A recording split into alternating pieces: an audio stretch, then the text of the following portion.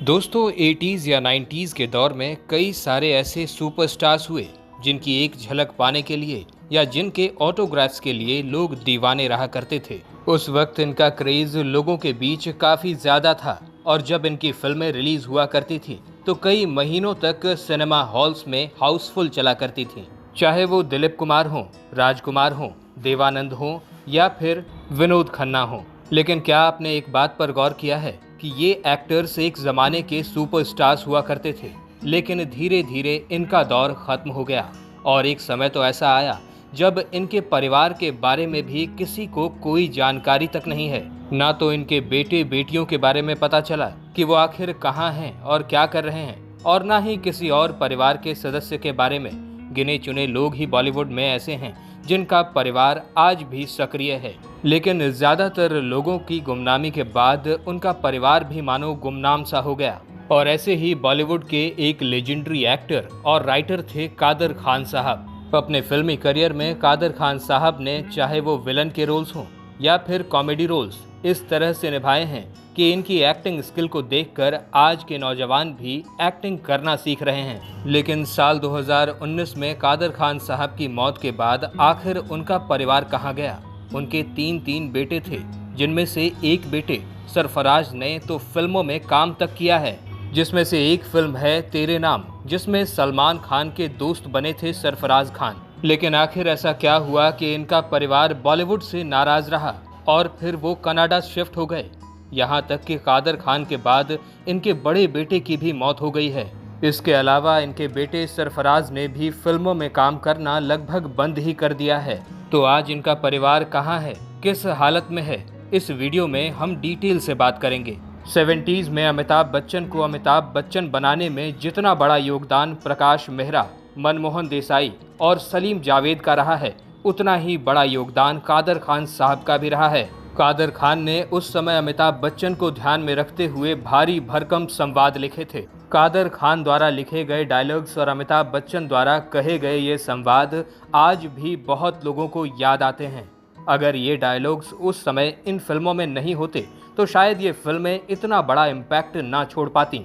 संवाद लिखने में तो माहिर थे ही कादर खान साहब, लेकिन बाद में जब गोविंदा के साथ इनकी कॉमेडी जोड़ी बनी तो वो तो जैसे छा ही गए। ये कह सकते हैं कि 90s में गोविंदा की जितनी भी बड़ी कॉमेडी फिल्में थीं, उन सभी फिल्मों में गोविंदा के साथ कादर खान हमें जरूर नजर आते थे और हर फिल्म में गोविंदा के साथ कादर खान जी की जुगलबंदी उस फिल्म को यादगार बना देती है। वैसे तो कादर खान साहब की हमेशा लोग इज्जत ही करते रहे हैं, लेकिन आपको बता दें कि कादर खान साहब का आखिरी समय काफी दर्दनाक गुजरा था।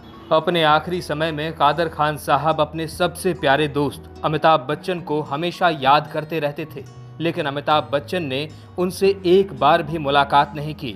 और ये बात कादर खान साहब को अपनी आखिरी सांस तक खटकती रही थी कि अमिताभ बच्चन ने उन्हें एक बार भी याद नहीं किया, ना उनसे मिलने आए। जहां एक समय पर कादर खान साहब अमिताभ बच्चन को अपना छोटा भाई मानते थे और उनके लिए एक से बढ़कर एक संवाद लिखा करते थे, वहीं एक दौर बीत जाने के बाद ना जाने इन दोनों के बीच क्या हुआ कि इन दोनों ने एक दूसरे से दूरी बना ली।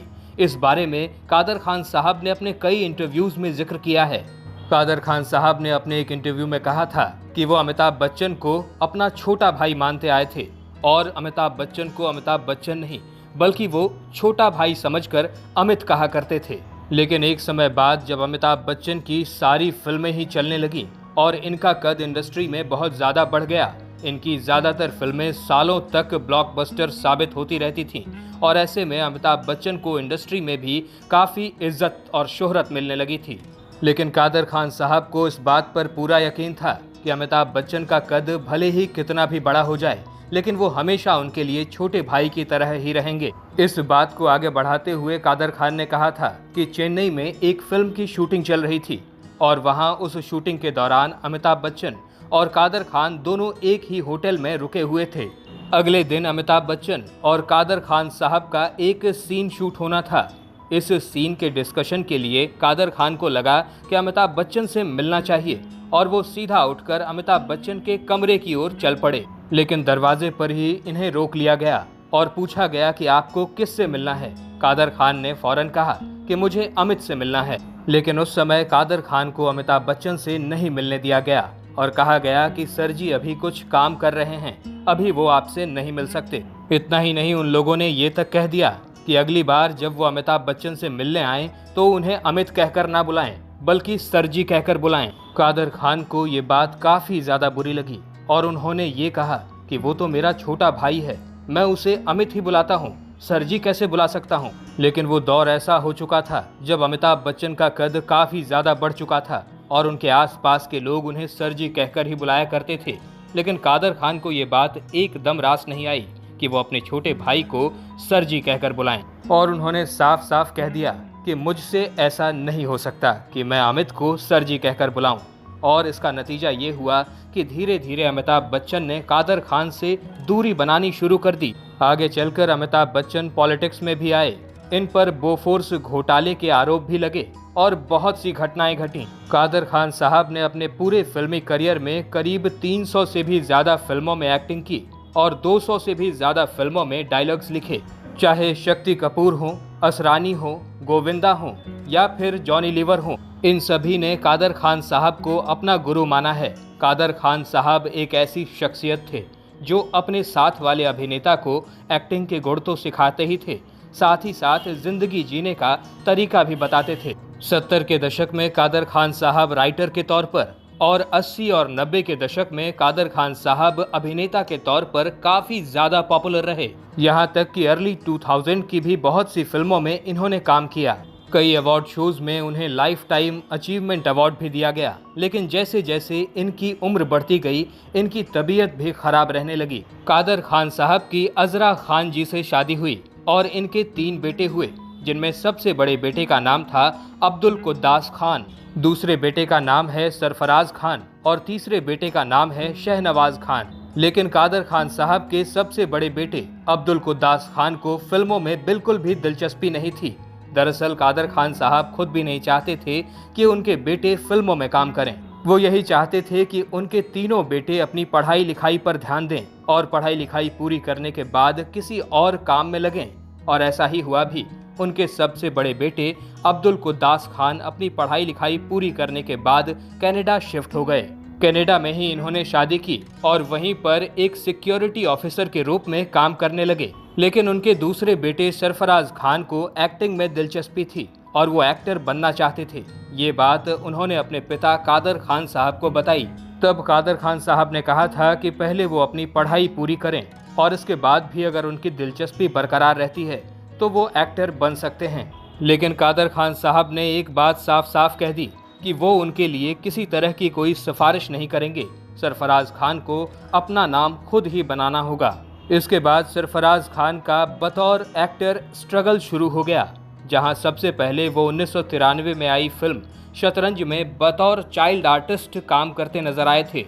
और इसके बाद क्या यही प्यार है और मैंने दिल तुझको दिया जैसी फिल्मों में छोटे छोटे सपोर्टिंग रोल्स में इन्हें देखा गया। उस समय तक बहुत से लोगों को तो इस बात की जानकारी ही नहीं थी कि सरफराज खान कादर खान साहब के ही बेटे हैं और जैसा डेब्यू किसी स्टार किड को मिलता है वैसा डेब्यू इन्हें नसीब नहीं हो सका। शुरुआत से ही इन्होंने सपोर्टिंग एक्टर के तौर पर काम किया और आगे चलकर भी इनकी इमेज एक सपोर्टिंग एक्टर की ही बन गई। आगे चलकर साल 2003 में सरफराज खान सलमान खान की फिल्म तेरे नाम में उनके दोस्त असलम के किरदार में नजर आए। इस फिल्म में सलमान खान के साथ इन्हें भी काफी ज्यादा पसंद किया गया था, लेकिन इस फिल्म से इन्हें इतना ज्यादा भी फायदा नहीं हुआ कि इन्हें बहुत सी अच्छी फिल्में ऑफर हो जाएं। आगे चलकर ये वादा, बाजार जैसी फिल्मों में भी नजर आए, लेकिन छोटे छोटे किरदारों में ही। इसके बाद फिर से साल 2009 में सलमान खान के साथ फिल्म वांटेड में उनके दोस्त असलम के किरदार में ये एक बार फिर नजर आए। फिल्म में सलमान खान और सरफराज खान के बीच दिखाई दोस्ती को लोगों ने काफी ज्यादा पसंद किया, लेकिन इसके बावजूद भी सरफराज खान की किस्मत ना चमक सकी और इसके बाद इन्हें ढेर सारी फिल्में मिलनी चाहिए थीं, लेकिन नहीं मिल पाईं। इसके बाद वो मिलेंगे मिलेंगे में, once upon a time in Mumbai में और रमैया वस्तावैया फिल्म में छोटे छोटे किरदारों में नजर आए। हालांकि साल 2012 में सरफराज खान ने अपने पिता कादर खान के साथ मिलकर कल के कलाकार नाम से एक थिएटर कंपनी भी खोली थी, जिसके बैनर तले वो कई सारे पुराने शोज को दोबारा से बनाने वाले थे, जैसे कि अंताक्षरी। लेकिन ये थिएटर कंपनी कुछ ज्यादा कमाल ना दिखा पाई और आगे चलकर सरफराज को फिल्में मिलनी भी बंद हो गईं। और साल 2013 में आखिरी बार सरफराज खान हमें रमैया वस्तावैया फिल्म में नजर आए। इसके बाद इन्होंने किसी भी फिल्म में काम नहीं किया। 2012-13 के आसपास कादर खान साहब की तबीयत भी काफी ज्यादा खराब रहने लगी थी और इस वजह से उनके बेटे उन्हें कनाडा के टोरंटो ले आए। वहां के एक अस्पताल में इनका भरपूर इलाज किया गया, लेकिन फिर भी इनकी तबीयत ठीक ना हो सकी। अपने अंतिम समय में इन्हें भूलने की भी बहुत ज्यादा परेशानी शुरू हो गई थी। 2018 में इन्हें सांस लेने में भी काफी ज्यादा दिक्कत हो रही थी। इसका भी इलाज शुरू किया गया, लेकिन 31 दिसंबर 2018 को जब पूरी दुनिया नए साल का जश्न मनाने की तैयारी कर रही थी, ऐसे में कादर खान साहब इस दुनिया को अलविदा कह गए। इस खबर के बाद तो पूरे बॉलीवुड में शोक की लहर दौड़ गई थी और इन्हें चाहने वालों ने सोशल मीडिया पर इन्हें श्रद्धांजलि भी दी थी। लेकिन उस समय कादर खान साहब के तीनों बेटों को बॉलीवुड से काफी ज्यादा नाराजगी थी और सरफराज खान ने तो एक इंटरव्यू में ये तक कह दिया था कि बॉलीवुड में सिर्फ दिखावा ही चलता है। उन्होंने आगे कहा कि उनके पिता की तबीयत जब खराब थी और वो अस्पताल में भर्ती थे, उस वक्त तो बॉलीवुड से किसी ने भी उनका हाल समाचार नहीं पूछा, चाहे वो बड़े से बड़े एक्टर अमिताभ बच्चन या फिर गोविंदा हों, जिनके करियर को बनाने में उनके पिता का बहुत बड़ा योगदान रहा है। बहुत अधिक भावुक होकर सरफराज खान ने ये तक कहा था कि अंतिम सांस तक भी कादर खान साहब अमिताभ बच्चन को पूछते रहे, लेकिन अमिताभ बच्चन साहब ने एक बार ना तो फोन किया और ना ही उनसे मिलने आए। 2018 में कादर खान साहब की मृत्यु के बाद इनके तीनों बेटे कनाडा में ही रहने लगे थे। आगे चलकर कादर खान साहब के सबसे बड़े बेटे अब्दुल कुद्दास खान की भी 2021 में मौत हो गई।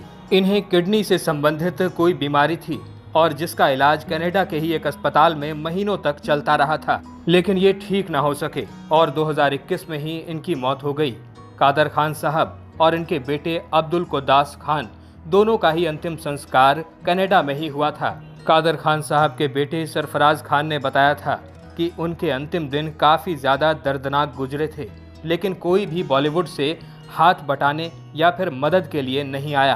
कादर खान साहब के सबसे छोटे बेटे शहनवाज खान भी कई सारी हिंदी फिल्मों में असिस्टेंट डायरेक्टर के तौर पर काम कर चुके थे, लेकिन फिर इन्हें भी फिल्मों में काम मिलना बंद हो गया और अब कादर खान साहब के दोनों बेटे कनाडा में ही जाकर शिफ्ट हो चुके हैं। हालांकि एक बात तो माननी पड़ेगी कि सरफराज खान की एक्टिंग में काफी दम था।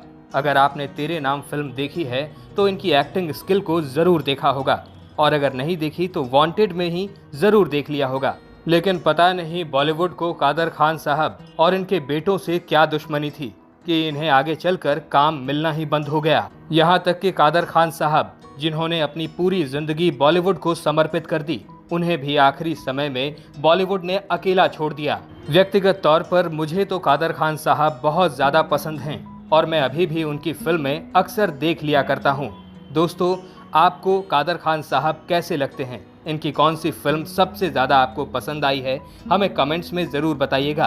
साथ ही साथ हमें ये भी बताइएगा कि बॉलीवुड का ये व्यवहार किसी महान अभिनेता के साथ सही है या गलत। अगर वीडियो पसंद आई हो तो इसे लाइक करिएगा और अगर आप हमारे चैनल वारिधि मंथन पर नए हैं तो इसे सब्सक्राइब करके बेल आइकन दबाना बिल्कुल मत भूलिएगा, ताकि ऐसी ही अनसुनी कहानियाँ हम आपके लिए हमेशा लाते रहें। वीडियो में अब तक बने रहने के लिए आपका बहुत बहुत शुक्रिया।